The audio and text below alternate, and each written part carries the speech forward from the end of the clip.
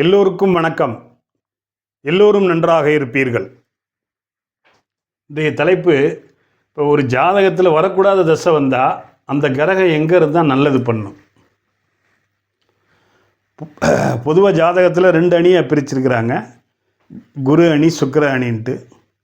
அப்போ குரு அணி லக்னங்களில் பிறந்தவங்களுக்கு பருவத்தில் அந்த சூரிய சந்திர செவ்வாய் குரு தசை வந்தால் நல்லது. அது மாதிரி சுக்கிர அணி லக்னங்களில் பிறந்தவங்களுக்கு சனி தசை, புதன் தசை, சுக்கிர தசை பருவத்தில் வந்தால் நல்லது விதிப்படி. இப்போ இந்த ஜாதகத்தை நம்ம பார்க்க போகிறோம். இவருக்கு வரக்கூடாத தசை வந்தும் அவர் சம்பாரிச்சிருக்கிறார். அது எப்படி சம்பாரிச்சிருக்கிறார், எந்த திசையில் சம்பாரிச்சிருக்கிறார்? 26/8/1969 12:05 AM மிட்நைட்டு சென்னையில் பிறந்திருக்கார். திருவோண நட்சத்திரத்தில் பிறந்திருக்கார். இவர் பிறக்கும்போது கிட்டத்தட்ட சந்திர தசை 5 மாதம் 5 வருஷம் 7 மாதம் 18 நாள் இருக்கும்போது பிறந்திருக்கிறாரு. நான் 5.5 வருஷமாக அதை போட்டிருக்கிறேன். இப்போ பாருங்கள், ரிஷப லக்னம், 3ல் சுக்கிரன், 4ல் சூரியன் கேது, 5ல் புதன் குரு, 7ல் செவ்வாய், 9ல் சந்திரன், 10ல் ராகு, 11ல் மாந்தி, 12ல் சனி. மேலாட்டமாக பார்க்கும்போது பார்த்தீங்கன்னா லக்னாதிபதி சுக்கிரன் 3ல் மறைஞ்சி பகை அடைஞ்சிட்டார். ஏன்னா சுக்கிரனுக்கு 3-8 கடுமையான மறைவு, 6-8 கிடையாது. அப்போ லக்னாதிபதி சுக்கிரன் 3ல் மறைஞ்சி பகை அடைஞ்சிட்டார். ராசி அதிபதி 12ல் மறைஞ்சி நீசம் அடைஞ்சிட்டார். லக்னத்தை செவ்வாய் வேற பார்க்குறார் அப்படின்னு நம்ம எடுப்போம். அப்போ இது ஒரு பீட ஜாதகமாக இருக்குமோ அப்படின்னு டவுட்டு வரலாம்.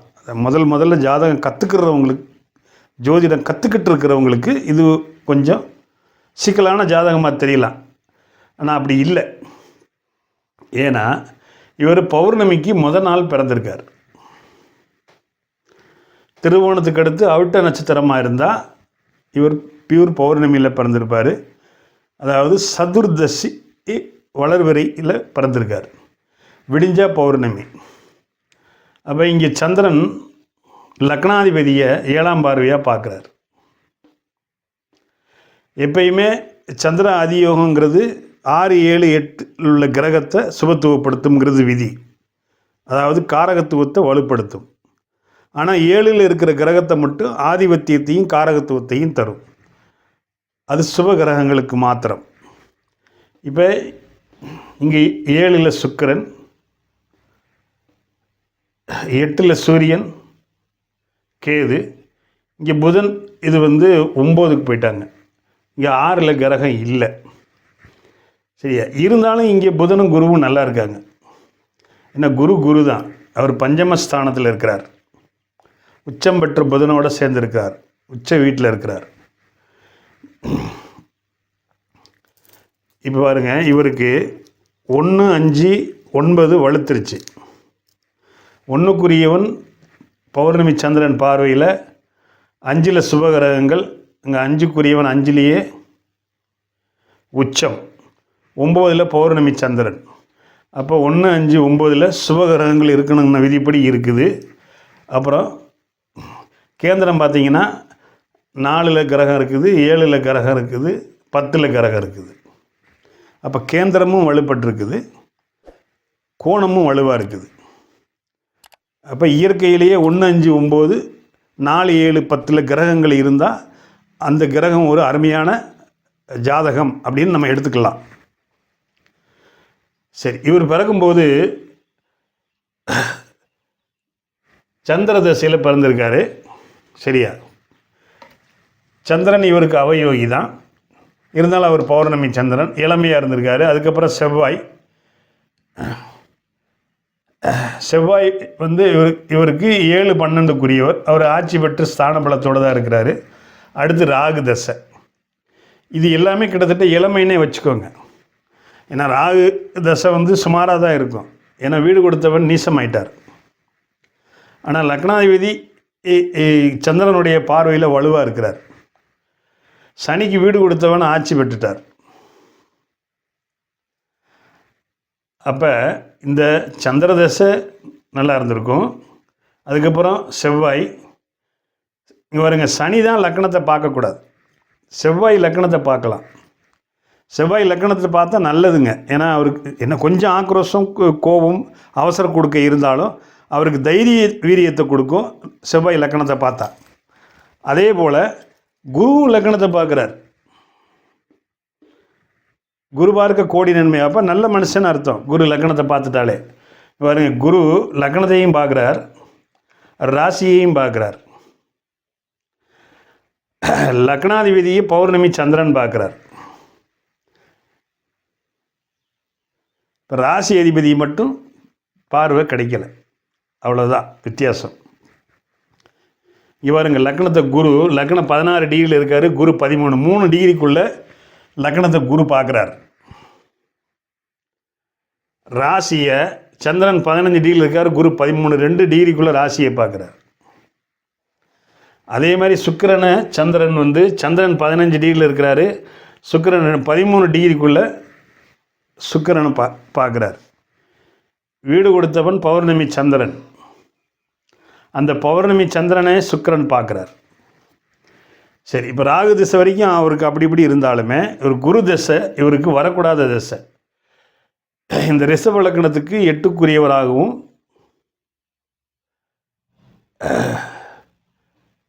ரிஷப லக்னத்துக்கு குரு 8க்குரியவராகவும் துலாம் லக்னத்துக்கு 6க்குரியவராகவும் வருவார். அவர் கோணத்தில் இருக்கிறார். இப்போ அவர் 11ஆம் வீட்டை தான் தொடர்பு கொள்கிறார். இங்கே 8ஆம் இடத்தை தொடர்பு கொள்ளலை. 1 உச்சம் பெற்ற புதனோடு இருக்கிறார். 2 நவாம்ச மனையில் லக்னாதிபதி வீட்டில் இருக்கிறார். சுப வர்க்க ஏறி இருக்கிறார். அப்போ இந்த குரு தசை இவருக்கு நல்ல பலனை செஞ்சிருச்சு. சரி, பொதுவாக இவர் என்னவா இருப்பார் அப்படின்னு நம்ம பார்த்தோம்னா, இங்கே கன்னி மனை தான் அதிகமாக வலுத்துருக்கு. அப்போ கன்னி வலுத்தாலே சிஏ, அதாவது ஆடிட்டர் துறையில் இருப்பாங்க, ஜொலிப்பாங்கன்னு அர்த்தம். இவர் ஆடிட்டராகவும் இருக்கிறாரு, ஆடிட்டில் சங்க தலைவராக இருக்கிறாரு, ஸ்கூல் வச்சுருக்கிறாரு, சாஃப்ட்வேர் கம்பெனி வச்சுருக்கிறார்.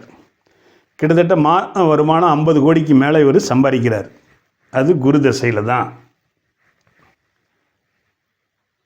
ஏன்னா லக்னத்தோட குரு சம்மந்தப்படுறார், உச்சம் பெற்ற புதனோடு இருக்கிறார். அவர் இங்கே 8ஓட சம்மந்தப்படலை. அவர் 11ஆம் இடத்தை பார்க்குறார். 11ஆம் இடம் லாபஸ்தானம். அதனால் இவருக்கு வரக்கூடாத திசை குருவாக இருந்தாலும் அந்த குரு திசையில் இவருக்கு கொட்டி கொடுத்துருச்சு. சரி, அதுக்கடுத்து வர்ற சனி தசை இவருக்கு என்ன செய்யும்? ஏன்னா சனி ஸ்தான பல அடைஞ்சிட்டார். ஆனால் அவர் என்ன ஆதிபத்தியம் வாங்கியிருக்கிறார்? 9, 10க்குரிய ஆதிபத்தியம் வாங்கியிருக்கிறார். 9ங்கிறது பாக்கியம், 10ங்கிறது செய்கிற தொழில் கர்மம். அது கெட்ட ஸ்தானம் கிடையாது, நல்ல ஸ்தானம்தான். ஆனால் சனிக்கு வீடு கொடுத்தவன் ஆட்சி பெற்றுட்டார், கேந்திர பலத்தில் வேறு இருக்கிறார். அதனால் இவர் நீச பங்கம் அடைஞ்சிட்டார். ஆனால் நீச பங்க ராஜ்ய யோகத்துக்கு வரல. அப்போ குருவோ ஒரு பௌர்ணமி சந்திரனோ சுக்கிரனோ பார்க்கணும், இல்லை சேர்ந்து இருக்கணும், இல்லை. அப்போ இவர் கெடுக்கவும் மாட்டார், கொடுக்கவும் மாட்டார்.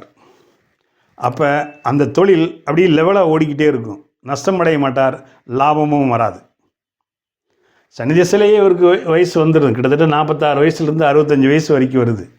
அதுக்கப்புறம் 65 வயசுலேருந்து கிட்டத்தட்ட 82 வயசு வரைக்கும் நடக்கிற புதன் தசை குரு தசையை விட 10 மடங்கு அதிகமாக தருவார். அப்போ கிட்டத்தட்ட அவர் 50 கோடி சம்பாதிக்கிறாருன்னா புதன் தசையில் வயதானாலும் அவர் கிட்டத்தட்ட ஒரு 500 கோடி மாதம் சம்பாதிப்பார்.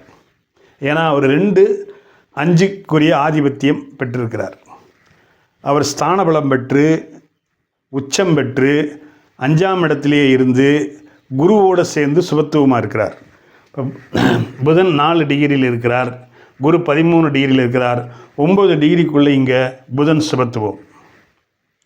புதன் தசை நல்லா இருக்கும். சரிங்களா? இவ்வளவு தாங்க. வரக்கூடாத தசை இருந்தாலும் அந்த கிரகம் எங்கே இருக்குது, அது எந்த இடத்தோட தொடர்பு கொள்ளுது, எந்த இடத்துல இருக்கிறாரு, அந்த குருவோ இல்லை சுக்கிரனோ சனியோ யாராக இருந்தாலும் அவங்க பாவத்துவமாக இருக்கிறாங்களா சுபத்துவமாக இருக்கிறாங்களான்னு முதல்ல தெரிஞ்சுக்கிடணும். எந்த பாவத்தோடு அவர் கனெக்ட் ஆகிறார், முக்கியமாக 6, 8ஓடு அவங்க கனெக்ட் ஆகாமல் இருந்தால் ஓரளவுக்கு அந்த தசை நல்லா இருக்கும். இதுக்கு தான் நவாம்சத்துலேயும் நம்ம செக் பண்ணிக்கிடணும். சரிங்களா? அது உங்களுக்கு போக போக வந்துடும். இது ஒன்றும் பெரிய காரியம் இல்லை. புரிஞ்சிருக்கும்னு நினைக்கிறேன். இந்த வீடியோ பிடிச்சிருந்ததுன்னா லைக் பண்ணுங்கள், ஷேர் பண்ணுங்கள், சப்ஸ்கிரைப் பண்ணுங்கள். பெல் பட்டன் அமுக்குனீங்கன்னா நான் போடுற ஒவ்வொரு வீடியோவும் உங்களுக்கு நோட்டிஃபிகேஷனாக வந்து சேரும். நமது நேயர்கள் ஆள் போல் தலை தலைத்து, அருகது போல் வேரூன்றி, மூங்கில் போல் கிளை கிளைத்து, முதியாமல் வாழ்ந்திருக்க வாழ்கவன வாழ்த்தி அமைகிறேன். வணக்கம்.